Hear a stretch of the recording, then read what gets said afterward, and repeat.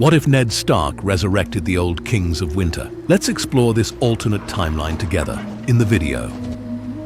These are the stories from the Citadel, the links the Archmaesters refuse to forge. Click subscribe and forge yours.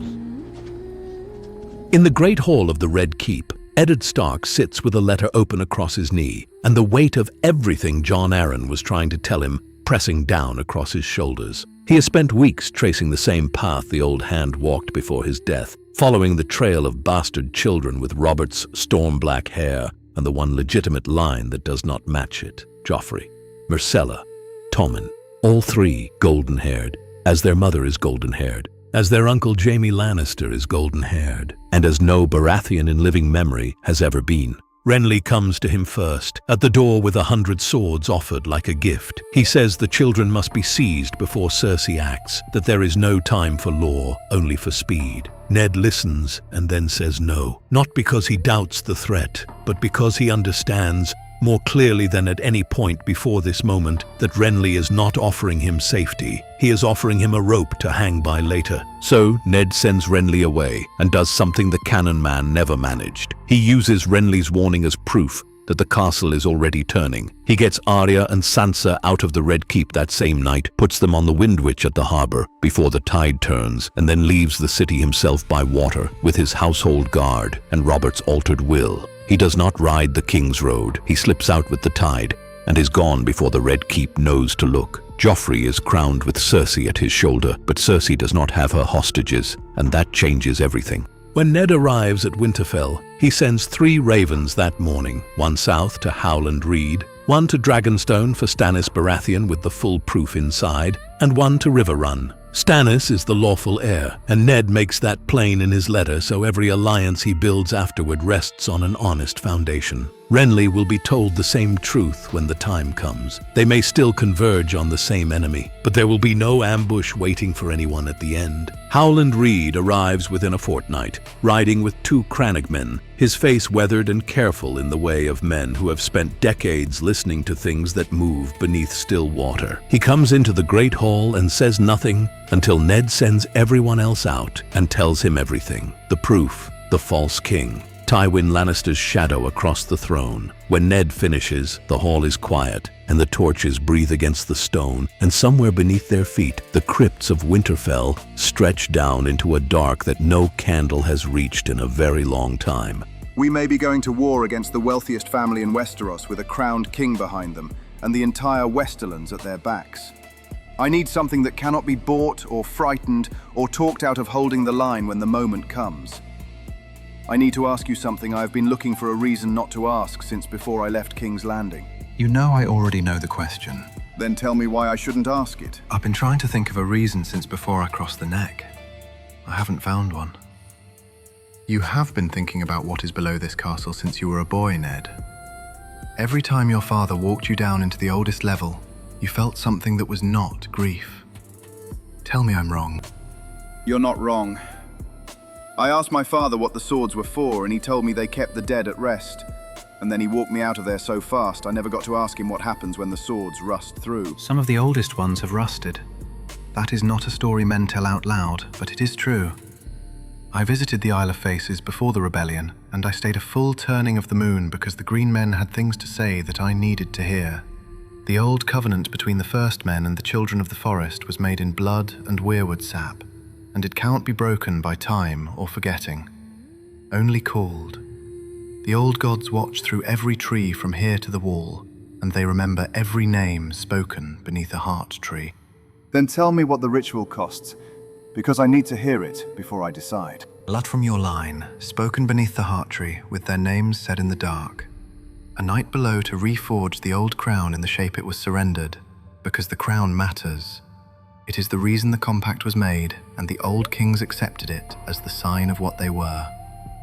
And the will to stand there without moving when the stone starts to crack, because the stone will crack, and it will sound like something tearing open, and that is exactly what it is. Those are the pieces you provide. What the gods return with is their decision, not yours, and that is the part you need to sit with before you speak those names. And if what comes back is not truly them, if it is something that only wears their faces? The old gods do not deceive. They are old and they are not kind, and they care nothing for your comfort. But they do not lie. Whatever returns will be what was placed below that stone. The question is whether you can work with what that is. Those men were not like me. Theon the Hungry Wolf sailed a dead man's body across the narrow sea on the prow of his ship, and it held the Andals back for 100 years. Harlon besieged the Dreadfort for 2 full years without flinching. Brandon the Breaker brought down the Night's King with Joramun, and then erased his name from every record so completely that we have forgotten what he was called. I am not calling back gentle men. No, you are calling back men who held the North for 8,000 years. But I would say this before you name them. They will not see this the way you see it. They will not think in terms of alliances and post-war settlements and the opinions of southern septons. They will think in terms of who is false, who broke faith, and what is owed. That is not a flaw. That is what they are. You will spend as much time managing them as you spend fighting Lannisters. Which 3 would you choose? Theon for the war itself. He is the most complete predator in those crypts, and that instinct will end battles faster than anything else you have. He does not negotiate with enemies. He breaks them and then considers what comes next. Against Tywin Lannister, that is not a flaw. Harlan to hold what Theon does not care about, which is patience and siege and the grinding work of keeping northern houses from drifting when the fighting slows and the gold runs low, and men start remembering they have oaths to a king in King's Landing. Harlan is the kind of permanence that makes men think twice before testing their options. And the 3rd? Brandon the Breaker. And not for the war you're about to fight, for the one coming after it. I have been watching what happens north of the wall for a long time now from the edges of the neck, and the things the free folk are fleeing are not things that Theon or Harlon or Renly Baratheon or any man alive has ever faced. Brandon the Breaker has. He was the one who brought down the Night's King, and he was the one who worked with Joramun to do it and then erased that king's name so thoroughly from every record that the world has forgotten what they were even fighting. That kind of erasure takes more than swords. He will know what is coming before anyone else does, and he will know what it requires. If that war is arriving, you want him present before it arrives. That night they descend without candles, past the carved stone faces of generations, down to the oldest level where the cold has a presence ordinary winter does not. Ned cuts his palm, and Howland speaks words in the true tongue, and Ned says 3 names into the dark, and then the silence cracks open like ice across a river. In the great hall, 3 shapes stand that were not there before. Theon Stark, the Hungry Wolf, is built from the material of an older world, with eyes the gray of storm water that do not blink the way living eyes blink. And he looks at Winterfell's hall the way a man looks at something he left in less capable hands. Harlan Stark is broader and carries the patience of a siege engine. Brandon the Breaker is the most unsettling because his eyes carry the weight of something so old and so dark. It makes everything south of the wall feel very temporary. All 3 of them look at Ned the way 3 wolves look at a younger wolf who was made lord of the house and left the gate open for strangers. Theon speaks first. Who is false? Joffrey Baratheon. Cersei Lannister's children are not the king's. I have the proof. Jon Arryn died finding it, and I nearly died carrying it home. And the Lannisters hold the throne. For now. Then tell me what you need and how many men you have. I need the North without fracture. I need Tywin Lannister to understand the cost of reaching into this house. I need to fix his army in the Riverlands long enough for Renly Baratheon to commit his Stormlords from the south. Renly knows Stannis is the lawful heir. He's going to make his own claim regardless. But his army moves toward the same enemy, and that is useful, even if he and I are not on the same side of the succession. The Riverlands. You want to fight on borrowed ground. I want to turn it into our ground before the fighting starts. The Tullys are our kin by marriage, and they are already being raided. They will stand with us without requiring much convincing. The rivers work for a defender. Gregor Clegane is burning villages right now because the Tullys do not have the strength to stop him alone. We stop him for them, and we have the allegiance of every Riverlord who watched it happen. And Tywin cannot fight 2 fronts at once. If he comes north, he leaves King's Landing open for Renly. If he holds for King's Landing, He gives us the Riverlands for free. He has no clean answer. Before any of that, the Boltons. Roose Bolton arrived 3 days ago and swore his banners. His men are quartered in the East Tower. I know. I watched him walk into this hall, and I watched how he held his hands and where his eyes moved before he bowed. I starved the Dreadfort for 2 years, Lord Stark, and the house that produces a man who looks like that when he enters a room has not changed in the time I have been below the ground. They do not keep oaths, they keep calculations. The calculation will turn against you the moment Tywin makes them a better offer than you have. And Tywin Lannister has made his reputation by knowing exactly what offer to make and when to make it. You sound very certain. I am certain of it. 2 years outside one castle teaches you things 1,000 years in the ground does not wash out. I have studied Boltons at close range. What I know is more than enough. I need proof before I can act.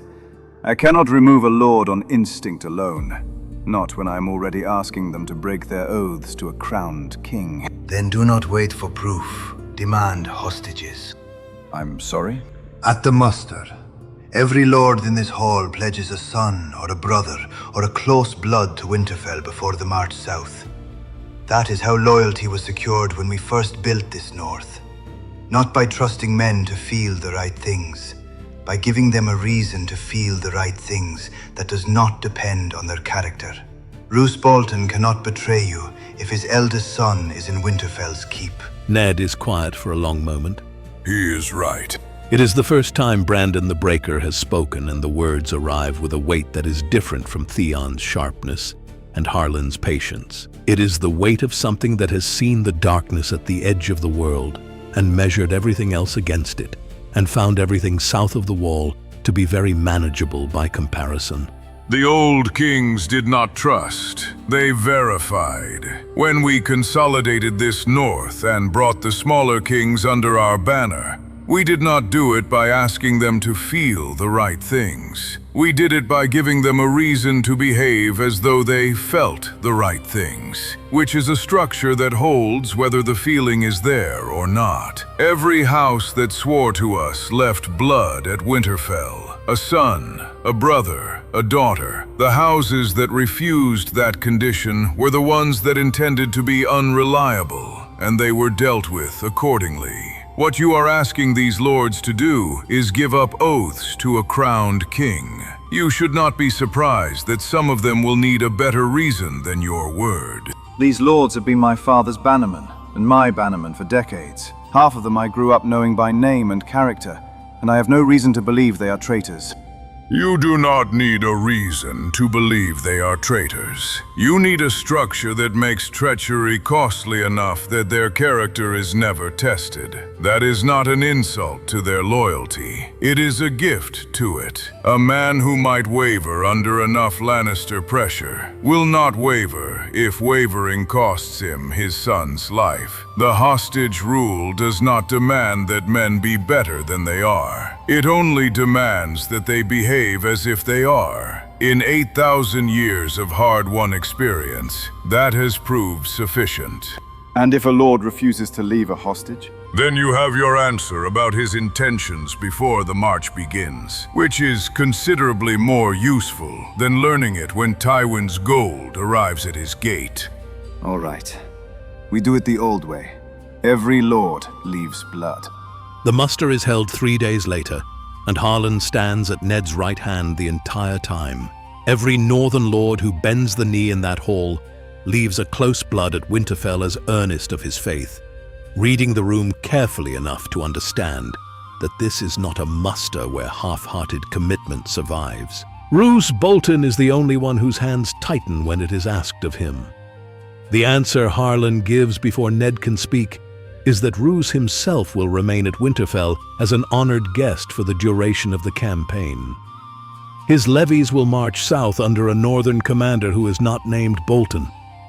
Roose looks at Harlan for a long moment and says nothing, and then nods. That evening, Theon finds Ned in the Godswood rather than in the hall, sitting beneath the heart tree in the dark the way Northmen do when they have things that cannot be said in rooms.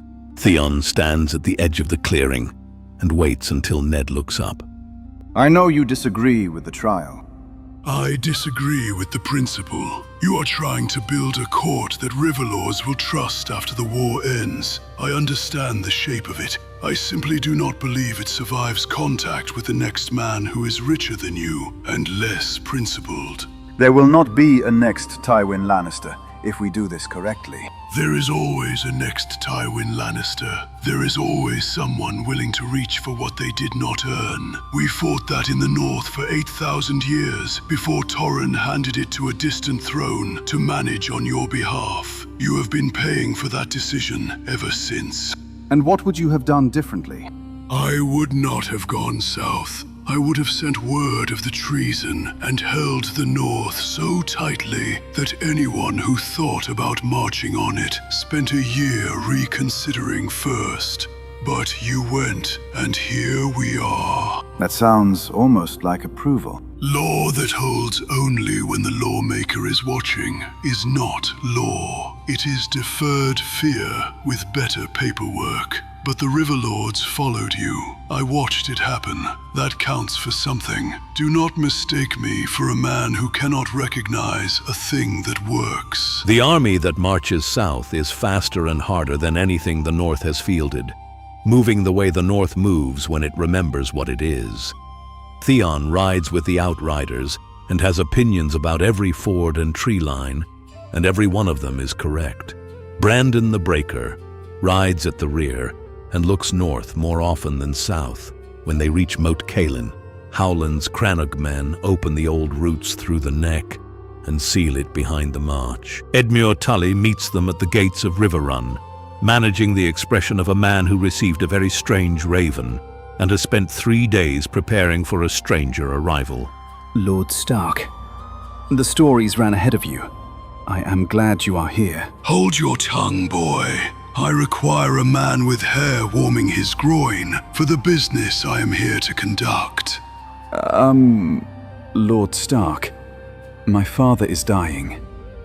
Sir Gregor Clegane has 300 men burning everything between the Tumblestone and the God's Eye, and I have more river crossings to defend than I have soldiers to defend them. Tell me where this knight rides. Give me 400 riders and 2 days. And after 2 days? What does that look like when it becomes the story Tywin tells about this army? It looks like this. We capture this warrior you seem to be unable to tame, and put him before a court of Riverlords and Northern Lords, and we let the men and women whose villages he burned speak in front of that court. The story Tywin tells about that is exactly the story we want told, which is that Eddard Stark holds his men accountable and expects the same from the lords he allies with.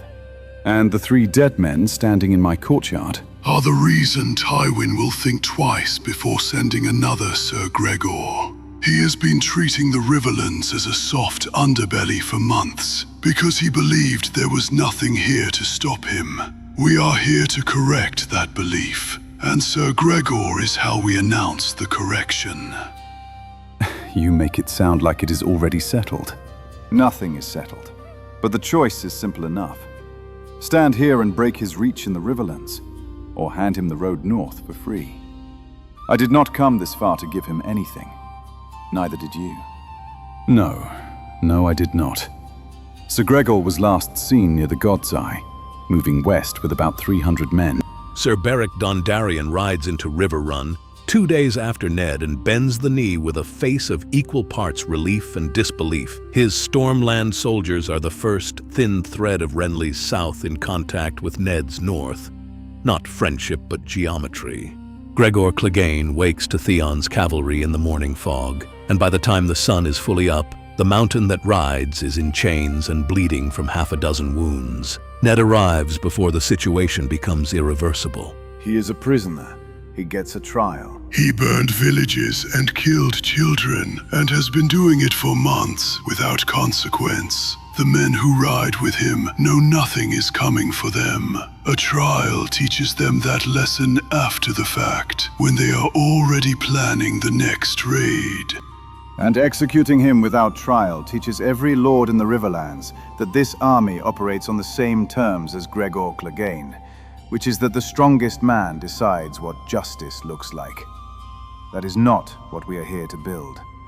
We need these lords to follow us after the war is won, Theon, not just while we are the most frightening thing in the room. We are here to win a war, and the fastest way to win it is to make sure the other side believes the cost is too high to keep paying. When I sailed Argos 7 Stars Head home on the prow of my ship, the Andals stopped raiding the North's coast for 100 years. That is not cruelty, that is arithmetic. A lesson written in blood is the only kind some men remember long enough to pass to their sons. I know the story. I have heard it since I was a boy. And I am telling you that the arithmetic works differently when you are trying to hold the Riverlands together long enough to trap Tywin between two armies. These lords are watching everything we do. They will follow men they believe in. They will not follow men they are merely afraid of. Step back. The pause before Theon does it is long and deliberate and worth counting, but he steps back. For now, we will see how long it holds. Gregor stands trial in Riverrun's Great Hall, the survivors of his raids speaking their testimony in their own words, and Ned takes his head himself in the yard the morning after, not as theatre, but as the simple and inevitable conclusion of what the man chose to be.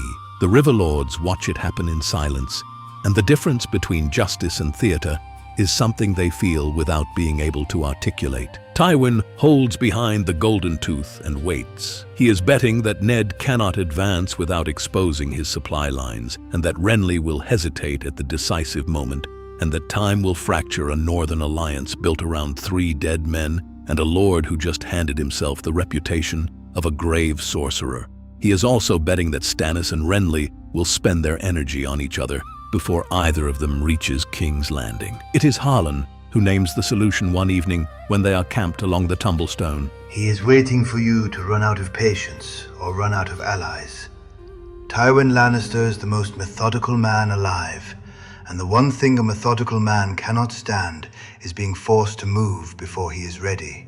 He will not march until one of his problems solves itself, and he believes that time is working for him. Every day you stand in the Riverlands staring at the Golden Tooth is a day that Renly can decide he would rather watch the bleeding than commit to it.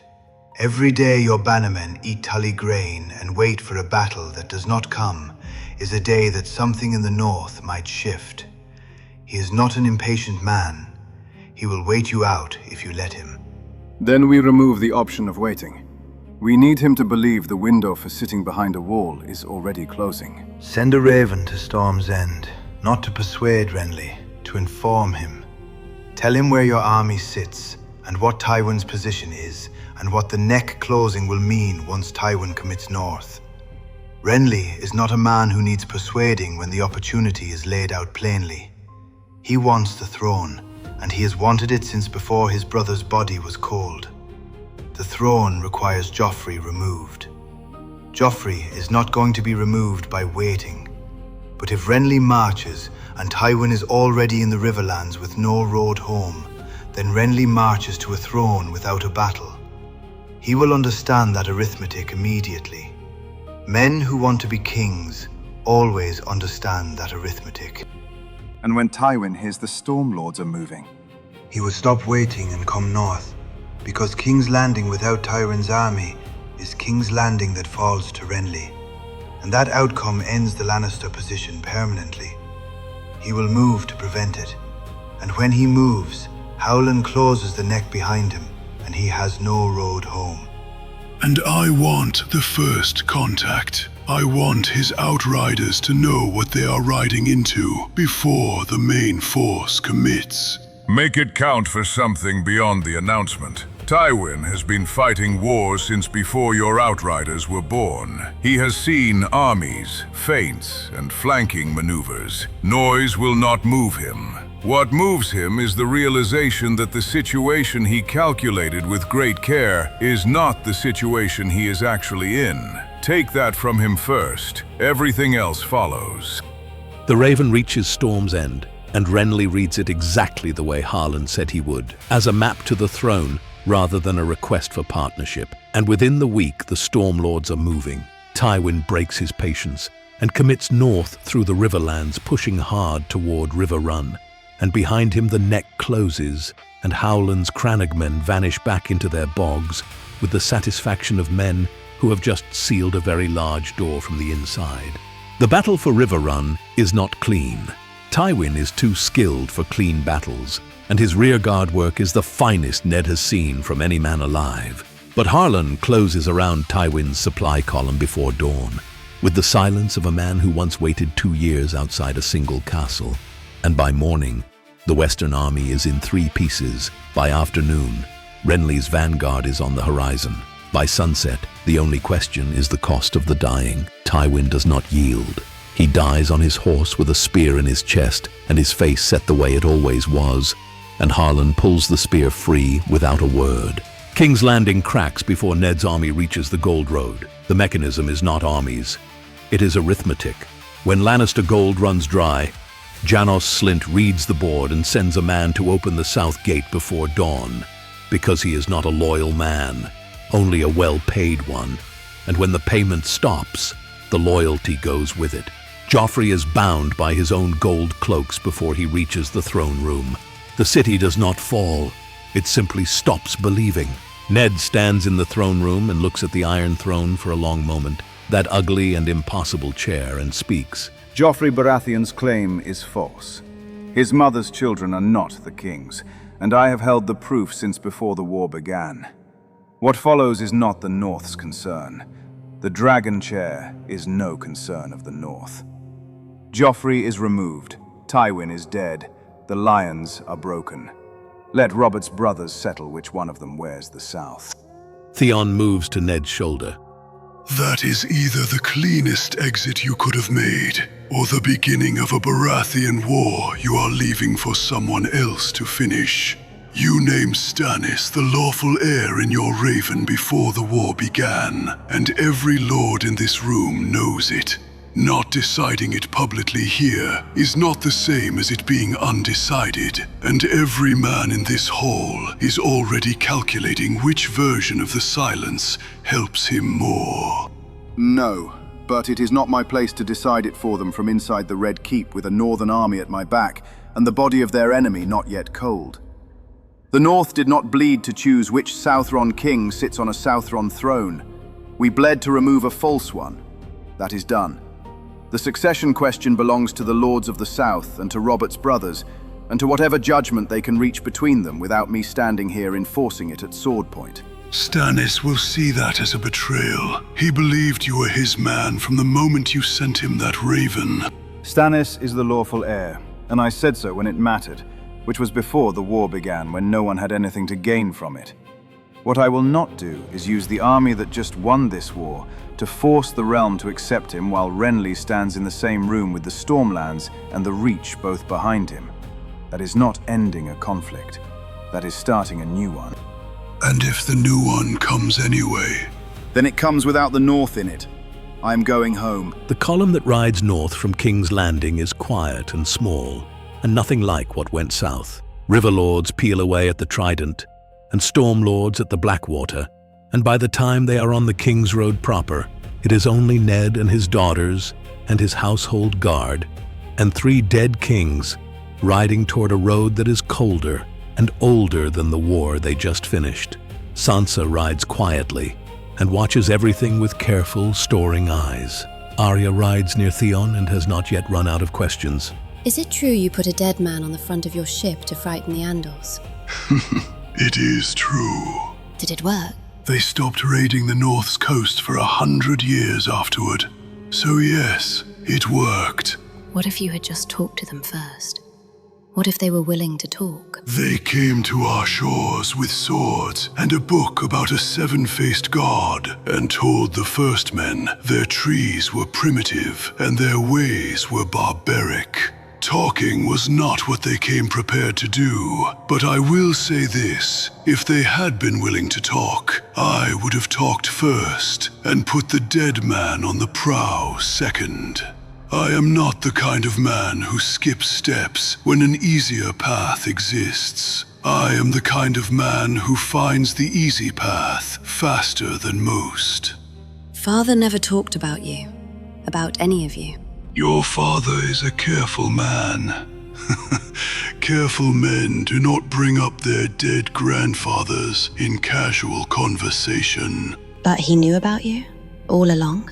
He knew what the crypts held. Every Stark who has ever walked down to that level knew. Your family has been standing next to a door for 8,000 years and choosing to behave as though it is merely decorative. Your father is the first one in a long time who knocked. Are you glad he did? Theon is quiet for a moment. His storm-grey eyes stay fixed on the road ahead. Ask me again when the wall is still standing and the night behind it has been answered. What if I want to know now? Then you get the short answer. I woke up to a north that let itself get robbed because it forgot what it was. Yes, I am glad your father knocked. Whether it was enough is a separate question. What would have been different if this house had remembered? Tywin Lannister would have understood the cost before he reached. Bold men do not reach when the reach looks expensive. We taught that lesson for 8,000 years, and then your house stopped teaching it. Father is honorable. Yes, honor nearly got him killed in his own throne room. That is a fact you can hold two thoughts about at once. Are you going to stay at Winterfell? No, I am going to the Wall. There is a difference between where a man is comfortable and where he is needed. What is the Wall like? It is a door. The oldest door in the world, and something on the far side has just knocked. Should I be afraid? You should be prepared. Those are not the same thing. Afraid is what men are when they do not have a plan. Prepared is what you are when you do. Your father prepared the North by waking us. That is more than most lords in 1,000 years thought to do. Arya glances back down the column to where Brandon the Breaker rides at the rear. He has been looking north since they cleared the Gold Road, the same way he has been looking north since Riverrun, the way a man looks towards something he already knows is there. What is he looking at? Theon follows her gaze. The same thing he came back for. Not Tywin Lannister, not the Iron Throne. The thing he hunted to the edge of the world and helped seal behind the wall. He has been hearing it since the stone cracked. He did not say anything because there was a war to finish first. But it is there. Is it bad? Yes, I would say yes. At Winterfell, Bran is waiting at the gate. He looks at the three dead kings with a stillness that is too old for a boy his age, and says nothing at all, only looks, and when his eyes reach Brandon the Breaker, the two of them hold each other's gaze for a long time, and something passes between them that Ned cannot read and does not press, though he feels the weight of it, like a change in the air before a storm. That night, Ned finds Howland Reed's note on the table in his solar, left before the Cranagman rode back into the Neck.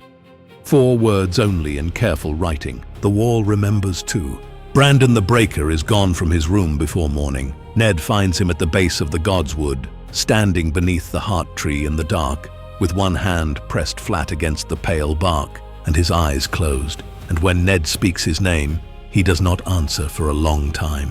Something is coming. It is not yet, but it is not far. I felt it the moment I opened my eyes in your hall, and I have been listening to it every day since, the way you listen to ice before it cracks. I know what the wall was raised to hold. I fought the thing it was built against. I walked to the edge of the world with Joramun, and we made the pact together, and we paid the price of it, and we sealed that king below the ice, and erased his name from every record we could reach, so that men would not mourn him, or mythologize him, or try to repeat what he had done. The men who raised the wall afterward built it as high as they did because I told them exactly what I had fought, and they believed me. The men who came after them forgot. Your Night's Watch keeps it now like a ceremony, like an old tradition that nobody quite remembers the reason for. They do not know what it is a lock for. They do not know what lives on the other side of that lock. When I rode north, I could hear it from the King's Road. Whatever has been sleeping out there has woken up.